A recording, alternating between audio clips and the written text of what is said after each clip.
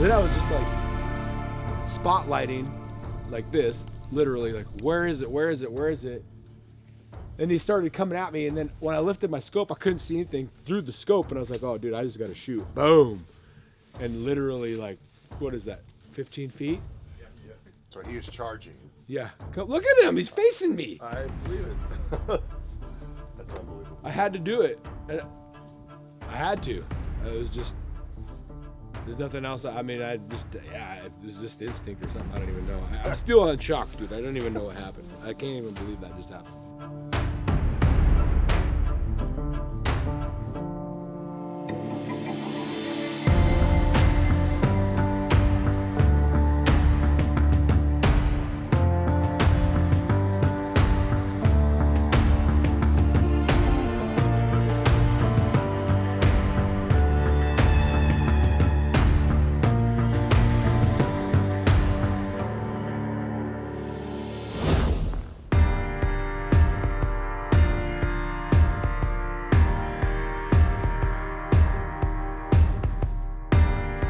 All right, we're in Anchorage.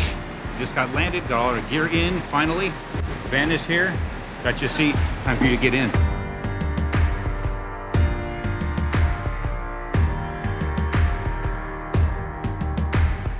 So we gotta get tags right here in the Bass Pro Shop. We're gonna get some tags, a little extra here.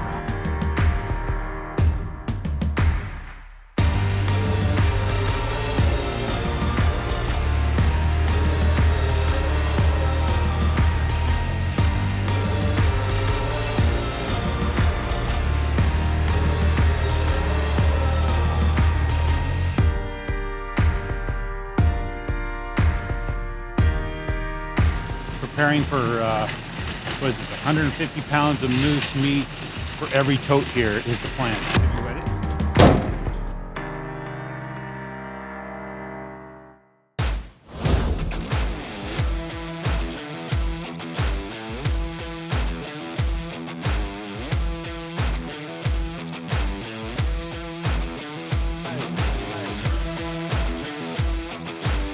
So there's been a little bit of a confusion, if you will. We get out here, we had an understanding of what weight capacity we had. We bought an extra seat on this plane right here to be sure we had plenty of room, and then we come to find out two of the guys in our group, Joel and Blake, got to talking about weights because they're both pilots, and figured out we were way overweight. So made a call to Nate. He started jumping group early this morning. We had to run over to another location, an air cargo place, and they were able to take a pallet of our stuff. So they got nearly 1,000 pounds going on a cargo plane right now heading out to Russian mission. Got it all handled. Now we're heading out there. We got all our gear. I have no anticipation of what's going to go on. I have no anticipation how it's all going to work out. I'm just going to live it minute by minute and just enjoy the ride.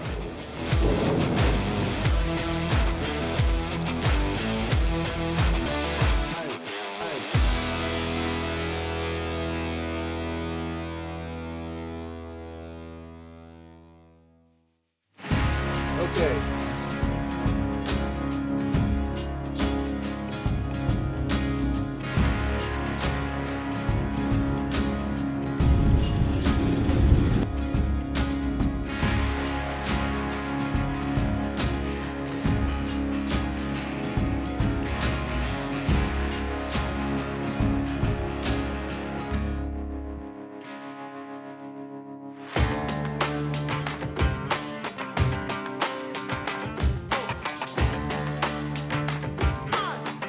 All right, so we got our other shipment in. As you can see, we got the bins in the background. We've got other bags that were brought in.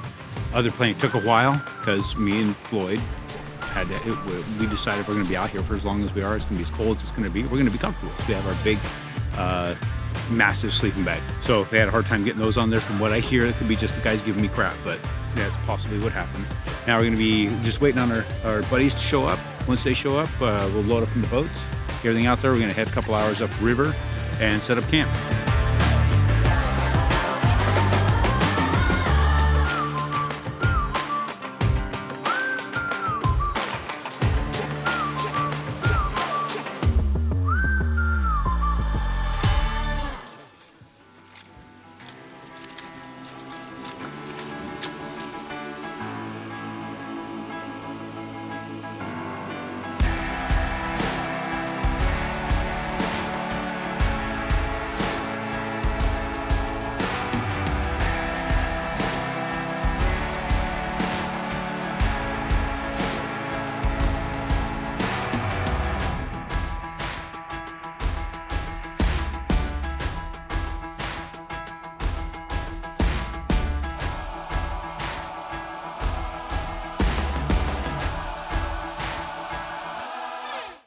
We're out here first hunting night that we can do. And damn it if somebody doesn't have a moose down. So we were back at camp getting some food. Now we got to saddle up and run out and see what we can do to help getting this sucker in, because apparently it's down in some marsh or some water or whatever. We got to trudge our way up in there and then get our rope kits out, our Aztec Omni kits. Go ahead and pull this thing out, get it skinned out, get it back to camp. So get in the boat, come with us. It's gonna be a long night.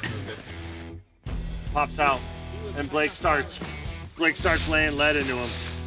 And I'm still zoomed all the way down, so I'm trying to get my reticle back, and he had already put like 3 rounds in him by that time.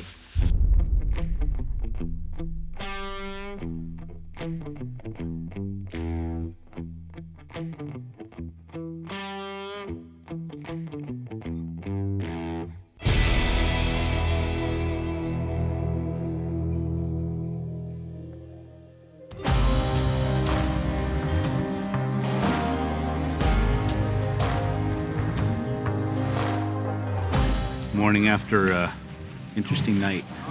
Got some rest, not a ton. First solid day here at camp. Nate on wood. We're working getting water filtered over. Got a moose down. Blake's got one down, so we got the guys going over to finish cutting it up, bring it out. They'll get it back here. We'll get it cooked up, get a good fire going. Have some moose tonight. We're gonna get back out and get some hunting done. Hopefully get another 2-3 tonight.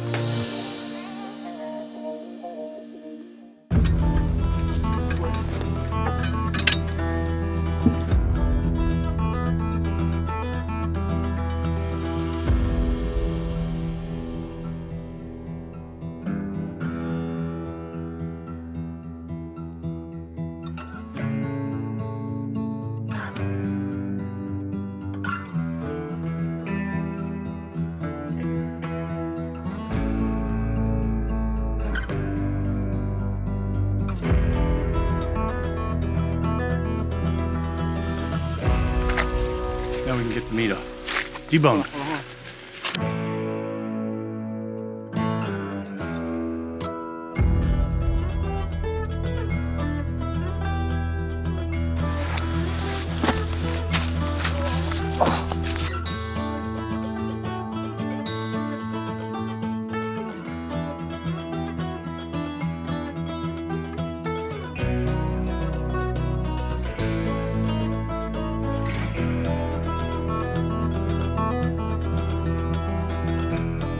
Clear behind you. Clear.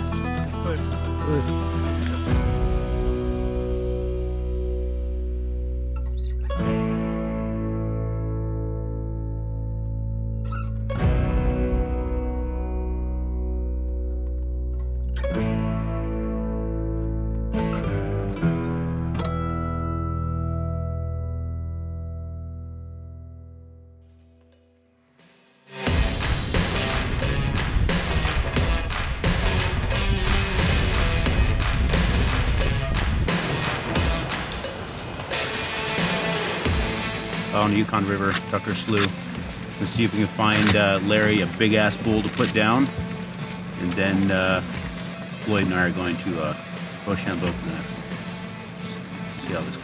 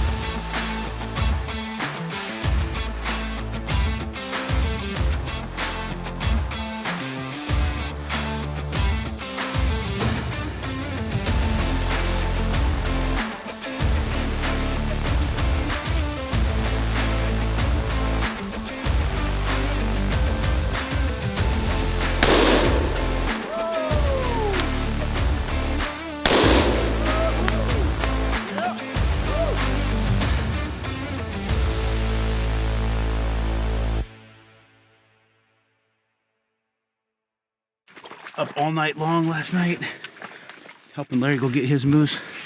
At least got it gutted out. Got back about midnight 30. Got about an hour's sleep. Locals started tearing it up. They slugged it out, had to sell some things. We just laid there listening all night long. So, but it's time to go back out and hunt. See what we find today.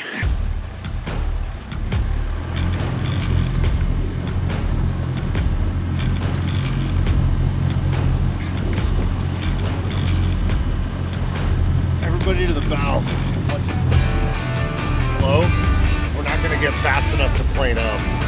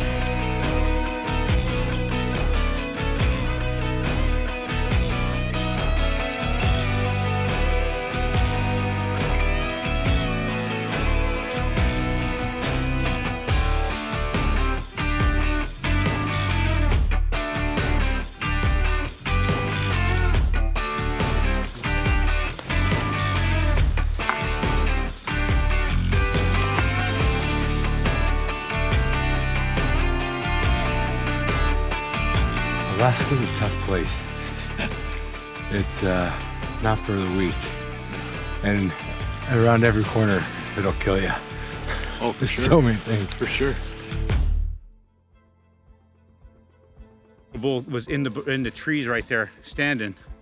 So then I just dropped my shit and I crawled over to that wide tree right there and I set up on one of it and ranged it real quick and dropped him. One shot, he hit the ground. He's like, did he run? It's like, no, dude, he didn't go anywhere. He just stopped. So we got over there and we went past him, but then we went back and caught up with him where he was, and he was still breathing. He was starting to move, and so I hit him again. And then Puppy brought his pistol and was like, let me hit him. So we hit him again with the pistol. Then we gutted him. Well, actually, he was laying in a spot where he was kind of uphill with his body. So I got that Aztec kit out. Puppy had his Aztec kit. He hiked back and got it because I left mine in the boat, and we rolled him. And then we tied his inside legs up so he was spread open. Gutted him. It looks like what it did is we severed one of the arteries going to the heart. So I severed one of them. He still had most of his heart, so he was still, the reason he was still alive is because he was pumping some blood, but not all of it. And so that's why he was still kind of alive, but he dispatched pretty quick. Then we gutted him. Well, I already gutted him, figured that out. Now we deboned the left, was it the right quarter? We're gonna start deboning the right quarter. So we got the heart, the brisket, and in one bag, and some caul fat. And then we got the other bag the Puppy was carrying was 1/4, completely deboned. We're gonna debone the rest of it while it's hanging there.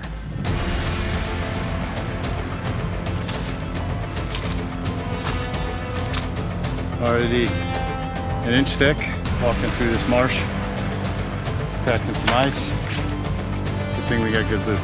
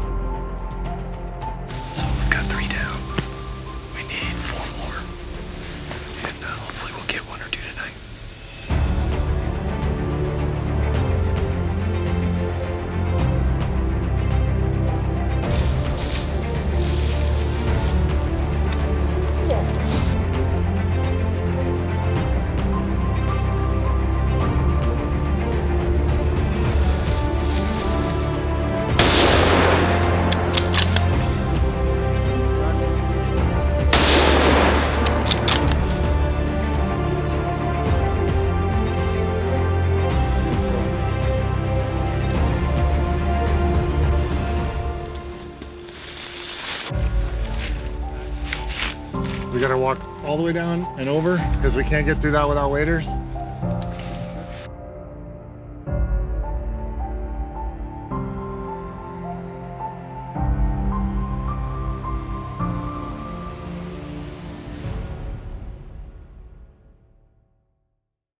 right, we're going on a moose recovery. We got Joel's down in the marsh. So we've got to set up some pulley systems. It's far enough away from any anchor. We're gonna have to do what we call as a dead man. I don't know what material we have out there.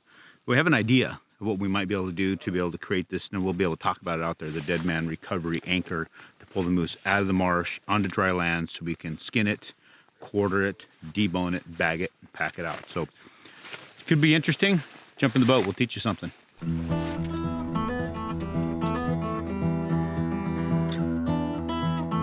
We don't have enough webbing and rope to get it to these trees. So we're gonna make our own tree, essentially. So the plan here is dig a, what they call a dead man anchor. Where we dig a trench, we're gonna bury the bottom half of the legs from the moose in the ground here, create an anchor, cover it back up. Hopefully be able to drag it this far. You can see the distance here we gotta go. Can't quite reach the tree with the equipment we have. So we gotta go midway, take this anchor. This vegetation is making it kind of difficult to do. Once you get through the vegetation, we should be okay.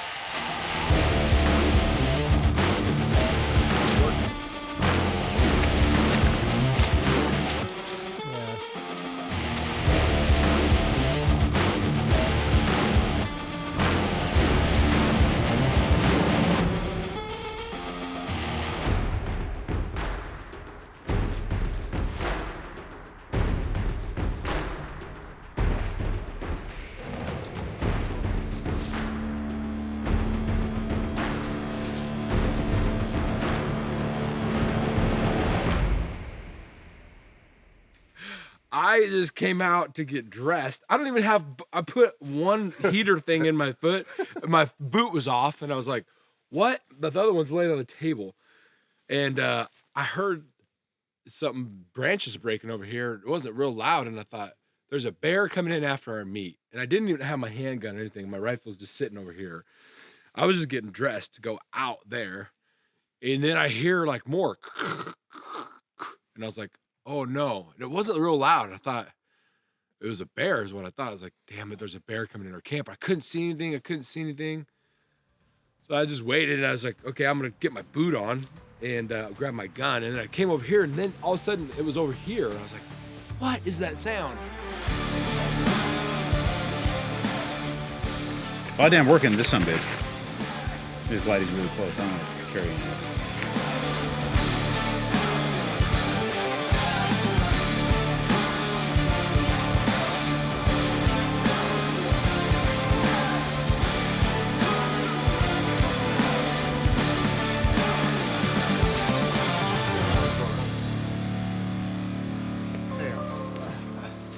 I see. Okay. With no Got net. a long walk. With no net and no bait. 2.5 miles. Longest 2.5 miles of my life.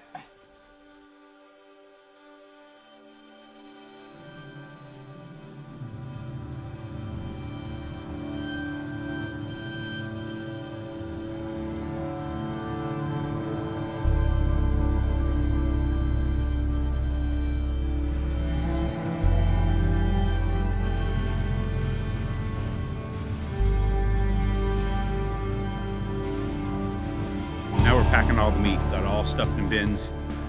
Each bin's probably weighing 120, 130 pounds of pop. We estimate about 2,000 pounds of meat carrying out in the bins. We got to get, and all the capes and the heads to Russian mission. They're gonna have set up at the airport, have 2 guys stay overnight next to it, camp out there. It's windy, weather's coming in. We don't know what's gonna be like over there. They got a good wind break though from the hangar that's there. We're gonna fly planes in tomorrow, start picking up the meat.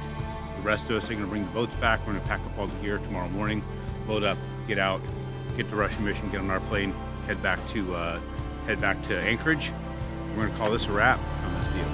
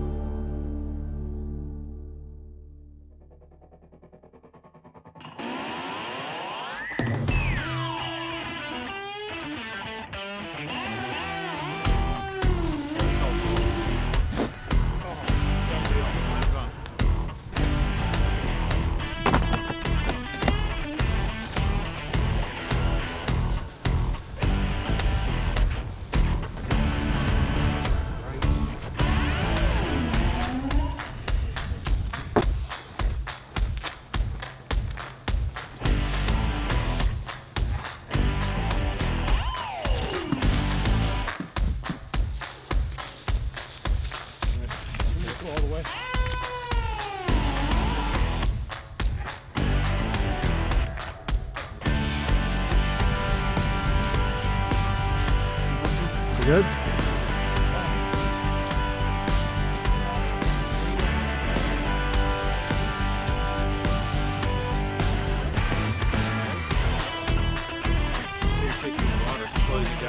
Like, yeah, 4 people carry yours so big.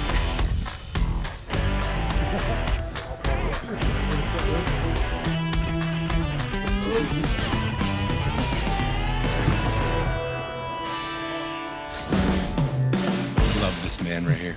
And my boy Nate, man. I say if it wasn't for you, dude, we wouldn't be out here. I appreciate that. So we're on our way out. This is gonna be our last boat out. Loading all the gear that's left. We gotta get here before this river gets to the point where we can't cross anymore. So we gotta get ourselves downriver. We got 3 more hours and our planes come. So it's the last time I get to tell you to get in the boat. Thanks, man.